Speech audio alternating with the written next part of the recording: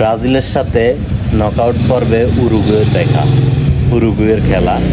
এখন Brazil fan ফলোয়াররা আসলে অনেক টেনশনে আছে যে উরুগুয়ের তো পারফরমেন্স খুব ভালো খেলে।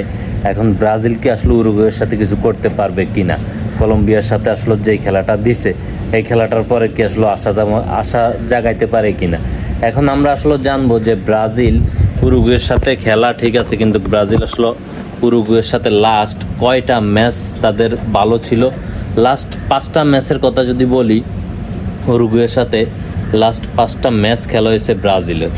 5টা ম্যাচের মধ্যে ধরেন যদি ব্রাজিল এবং উরুগুয়ে খেলা হয়েছে, লাস্ট 5টা ম্যাচের মধ্যে ব্রাজিল 4টা ম্যাচ উইন করছে আর একটা ম্যাচ উইন করছে উরুগুয়ে, ঠিক আছে, এই লাস্ট 5টা ম্যাচের মধ্যে।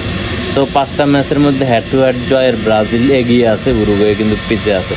কিন্তু যেই গোলগুলা যেই খেলা আসলে ব্রাজিল এগিয়ে আছে আগের, সেই খেলা কিন্তু এখন ব্রাজিলের নাই, ঠিক আছে। তারপর আমরা ব্রাজিলের ফ্যান ফলোয়ার হিসাবে ব্রাজিলের কাছে শুভকামনা চাই, শুভকামনা করি ব্রাজিলের জন্য যে তারা আসলে আমাদেরকে বাগানে বাগানে আর করবে না, উরুগুয়ের সাথে ভালো একটা পারফরমেন্স, ভালো একটা খেলা দিয়ে তাদের এই ফ্যান ফলোয়ারকে আসলে ফ্যান বেসকে খুশি করবে, ঠিক আছে, তাদের নিজের দলকে খুশি করবে, তাদের দেশকে খুশি করবে, ঠিক আছে।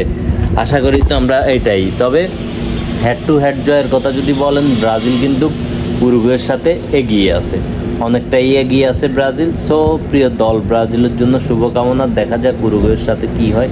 আগামী 7 তারিখ উরুগুয়ের সাথে খেলা।